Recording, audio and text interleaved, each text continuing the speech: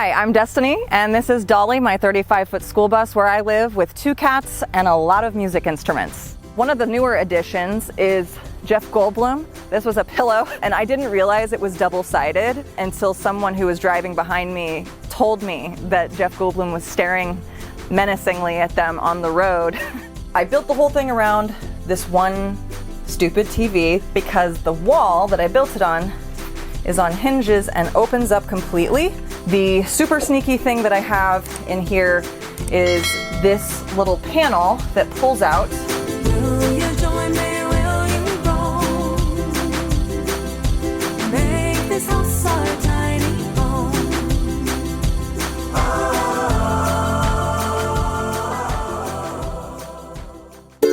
I don't like playing hard to get when I'm here to be got. And I don't know how not to show I'm into you a lot. If there's good old-fashioned chemistry, it's gonna make a mess of me, 'cause I'm not a modern woman. Hi, I'm Destiny, and this is Dolly, my 35-foot school bus where I live with 2 cats and a lot of music instruments.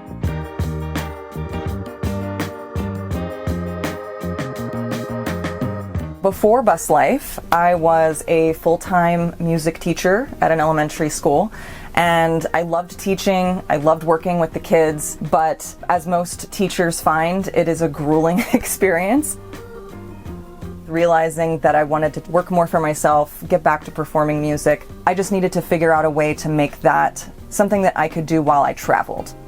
I was looking at RVs initially when YouTube took me down a completely different rabbit hole. I kind of was like, wait, is this something that you could actually do? Live in a bus, play music in a bus, and then it gave me the next suggested video, which was for Dolly Parton's tour bus, where she was giving a tour. And a light bulb went off in my head that of course this is totally possible. Musicians have been doing this for basically as long as automobiles have existed. If Dolly can live that way, then I thought it was an adventure worth seeking. And so I made the leap, and then I started building, and it took me about a year and a half before I could move in.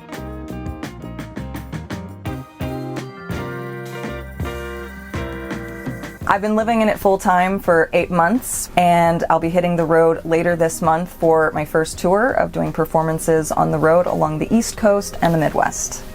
The build cost and the bus cost is something that I'm not 100% sure on, but a rough estimate that I could give, including the cost of the bus, which was about, I think, $4,000, is that the whole thing in total probably was a little over $40,000.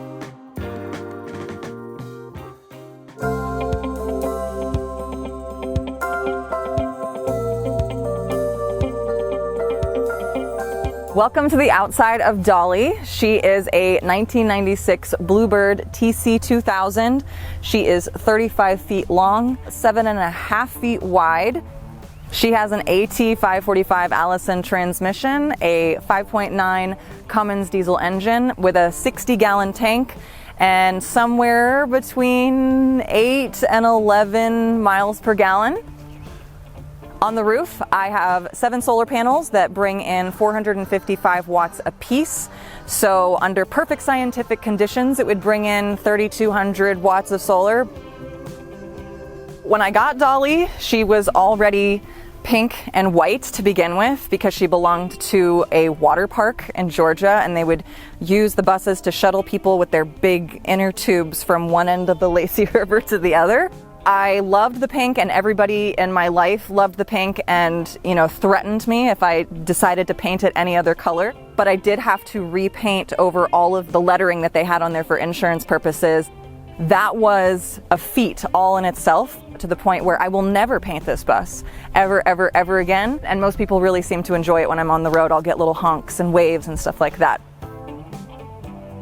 Most everything on this side of the bus is the way that it came, with the exception of the windows. If you're gonna do a bus, just keep in mind that the longer the bus is, the more windows you have, and the more windows you'll need to take out and clean off and reseal, because buses were not meant to be lived in, and so they will leak as though they were not meant to be lived in. So I had to take out all of these windows, same ones on the other side. This is the rear of Dolly, and I have a couple of additions back here. Obviously, I have my mini split compressor here on the top. The rack was beautifully welded by my friend Steve. He created this amazing rack and let me spray it pink, which he was kind of skeptical about, but he loved it in the end. One of the newer additions is Jeff Goldblum up here in the window. This was a pillow that my dad got me for Christmas, and I didn't realize it was double-sided until someone who was driving behind me told me that Jeff Goldblum was staring menacingly at them on the road. And so now he lives there always so that everyone gets to stare at him while they're driving behind me. This is the garage. Something unique that I have right here is this little shelf along the back, which protects my cats from being able to jump down behind the bed and into this area where I would not be able to get to them. This also stores my fresh tank, which holds 75 gallons of fresh water. That system basically lives right under the front area of the bus up there. And then I have a release valve over here so that if I ever need to drain the tank completely, I can just do that through here, and it goes down through the floor of the bus and into the ground. On the driver's side of Dolly, we have the water inlet here, so I can fill up the tank that's under the bed, or I can hook into city water. And then I also have the 30 amp power inlet so that I can hook up to shore power, charge my batteries. As we move down, this is a custom 3D printed, what we like to call the poop vent. A friend of mine 3D printed this for me. The vent that came with my toilet system was not really working out with the exterior of the bus. And so this does a fantastic job of taking everything that's in the bathroom that you might smell and pulling it out this way. A little bit further towards the front of the bus is my outdoor shower. I can use this if I need to like hose off my feet sand or dirt or something like that before I go into the house. Down underneath the skirt here is another fabulous piece welded by my friend Steve. This thing will probably survive the apocalypse. It's so strong, and it holds the 65-gallon gray tank. So this is the front of Dolly. I did add the namesake up to the top, the Dolly, which is actually a magnet that I tediously cut by hand so that I could take it down when I'm driving. It stays nice and clean. I don't have any weirdos thinking that this is actually Dolly Parton's bus. And then I do have a bunch of insulation up here, which my mom likes to call, you know, the disco insulation, which was not part of the plan, but I'm never gonna complain about one extra thing being disco. As we go forward to the entrance, the regular school bus doors have been replaced. I really wanted to keep the original doors, but it became clear to me after I purchased it that there had been some kind of snafu, some kind of accident happened up here that had ripped this and completely dented the doors, and they would never shut properly. My friend Steve and I put this one in, and it somehow managed to fit like a glove, and it's really, really, really made it not only feel like a home, like from the outside, but when you're inside, I feel secure. It really helps with insulation, and it's just been awesome.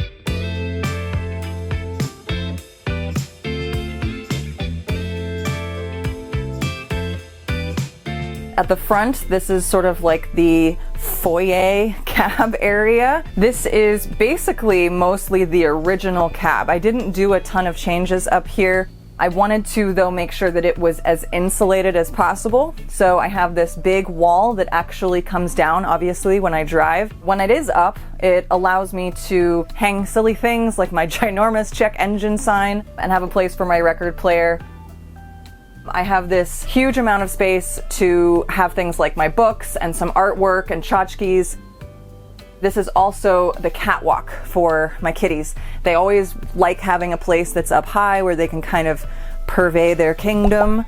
And so I have this catwalk, which they access over here with this little ramp that I take down when I drive that helps them get up there. So this right here is the doghouse, and it's basically the cover for the engine, and it's how you access the engine. If I unlatch, then I can pull this open, and it reveals the inner workings and the brains of the bus. Now that we're moving into the living room, this is sort of the place where I wanted to make sure it felt as open as possible when you come in. And for me, angles are the way to make that happen. And so I decided to make this entryway at an angle. I decided to make this wall at an angle, but I built the whole thing around this one stupid TV, the frame TV, the one bougie thing that I wanted to have in the bus. And I love it. It really does look like art when it's not on. And I did this so that it could be as low profile as possible, which was important because the wall that I built it on is on hinges and opens up completely so that I have a walk-in closet.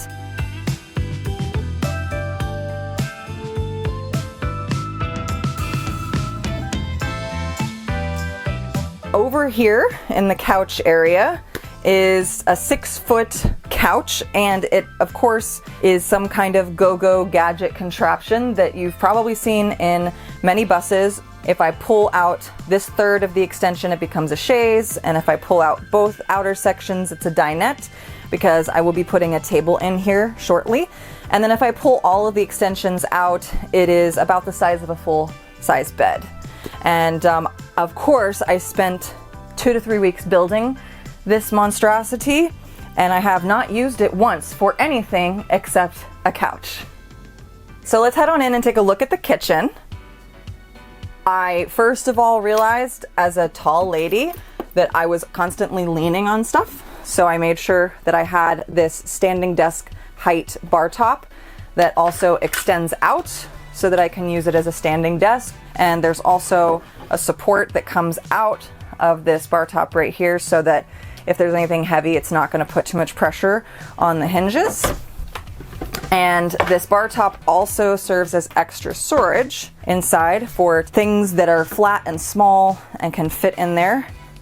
And then moving towards the back of this sort of storage cookery area, I've got an extension for extra prep space that comes out. This was non-negotiable because I love the idea of having this sort of like L-shaped kitchen. And so I have this on drawer slides, and then I did the same thing with the appliances. I'm not a chef. I don't do a lot of cooking. I know that about myself, but I wanted to have something available easily without having to take it out all the time and pull it up onto the counter and take up space. So I did the same thing with convection oven, air fryer. It does like all of the things you would want it to do. And they just tuck away really easily. They don't take up a ton of space permanently when I'm not using them, which is great. I wanted to make sure that I had a lot of room for storage for anything that I might need. Everything in here, carpentry-wise, was me. Cut it, built it, did the whole thing. And these were something that I wasn't sure I was going to be able to pull off, but I really wanted the little swoopy swoop design because it plays off of this cabinet over here. There's a little tie-in to that I wanted to make sure I included. I have trash that is on a kick-out, which is really handy. One of the other interesting things that happens when you're building a bus is that you find things you didn't even know existed to solve a problem you never thought you would have. And that one for me was trying to save space on the counter, because I put all my appliances in the cabinet, but realizing I really wanted a microwave. And so I found this really wacky circular microwave that tucks really far into the corner. All I need to do is melt shredded cheese onto my chips. That's all I need. And it does exactly that. And of course, what bus is complete without Urkel? He talks. He does talk. I saw him and needed him and knew that he needed to be in the bus. And he's definitely a fun little roadside mascot for me to have. I have a very large fridge by Solo Traveler standards. Dry food pantries over here to the side. And then the super sneaky thing that I have in here is this little panel that pulls out for a hidden spice rack that goes behind the fridge. This fridge had to be pushed forward because the bus is curved. So I was mad that I was going to lose 6 inches of space. How was I going to use it? I built this silly little spice rack that doesn't have spices in it. And then turning to the other side of the kitchen is maybe one of my favorite parts of the bus, and that is the sink cabinet. This sink cabinet is built on top of a 1930s desk that I got off of Facebook Marketplace. It was a total junker, but it was the perfect size to fit in this space, and I was able to rip off the top and build an extension so that it was my height. The ceiling in this bus was one place that I would say I went very economical. I wanted to save money. I wanted it to be a fairly simple process, and I needed to save headspace. I had just enough space, and so I didn't want to bring that even lower by putting in something that was thicker. So this is like 5mm thick project board, and it was flexible enough to curve to the roof. So this closet is what me and my friends have dubbed the confessional. It's a huge closet, and I wanted to have these doors to keep them super light, but I wasn't anticipating the Catholic vibes that would come with them, but I think it really works. I'm happy with that. And they swing all the way out, which is awesome. So I can get in here and access anything that I've got with my solar. This is the entire brains of the operation as far as electrical is concerned, and I did do all of the electrical and solar wiring myself. Across from the confessional is my little pink bathroom. It was the last room that I did, but it is also, I think, my favorite compartmentalized space. I have a compost toilet, which shouldn't really call a compost toilet because it's just pooping in a bucket with a bag in it, but it does have a diverter that goes to a 2-gallon jug for liquids. I don't go into the gray tank, so it's all completely separate, but there's something that is missing. And so I added a little extra bit of fun. If you push on Cousin Eddie's face under the cat painting, you get a celebratory toilet flush sound and a little trumpet. I did decide to put the toilet on a wheel well, thinking that it would be a space saver, which it was, but it also became an Olympic sport to mount the toilet every time.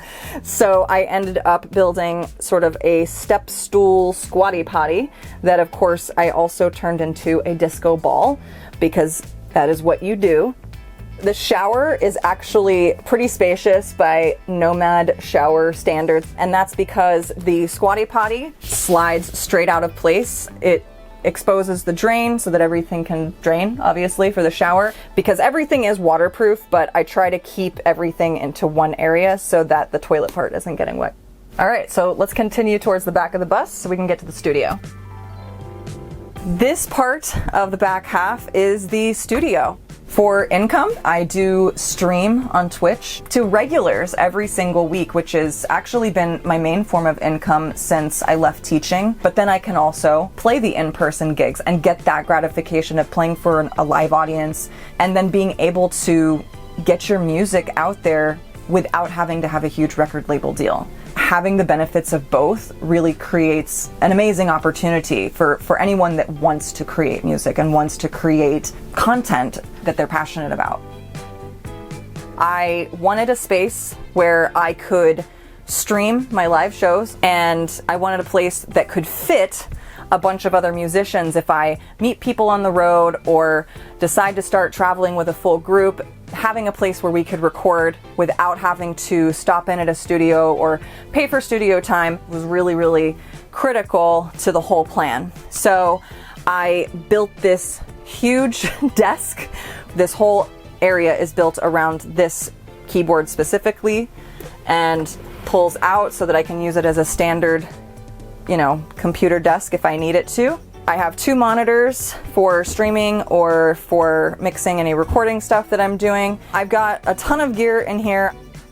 In here, I have to kind of use double space, so I built this extension to be a table, but then it also opens up, which has really become like super, super handy, not just for streaming, but I use it sometimes if I'm working in bed and I need an extra space to put stuff. On the other side of the studio, I left this as open as possible so that it could be used in a lot of different ways, but I did add an instrument rack so that I have some storage for my string instruments. Moving back to the very end of the bus, like most buses, is the bedroom. This is my mattress from my apartment, and I was pretty determined to make sure that that was going to fit in the back of the bus, and it's turned out really well. I have my mini split air conditioner over here and these wraparound shelving that goes all the way around the studio. I think the biggest change between who I was before the bus and who I am now is the wealth of knowledge that I have from having done the build. Not much has changed really in terms of how I live my daily life, but in creating the space, I have so much more confidence now going out into my life, into the world, knowing that I can build anything for myself that I need. I'm not dependent on someone to take care of those aspects of my life. You really get to know your pitfalls, your strengths. I really am a better version of who I was, and I think I'm a much stronger person than I was before. I don't like playing hard to get when I'm here to be got, and I don't know how not to show I'm into you a lot. If this good old-fashioned chemistry, it's gonna make a mess of me, 'cause I'm not a modern woman. And if ever you plan to leave, I would prefer you make a scene as much as I did Halloween. Had a couple of ghosts and they were pretty not my thing. My friends all tell me I should just relax and play it cool, but I got me feeling it's so far from casual. I don't understand these games, just tell me if you feel the same, 'cause I'm not a modern woman. And if our little romance ends, I promise we will not stay friends, 'cause I'm not a modern woman.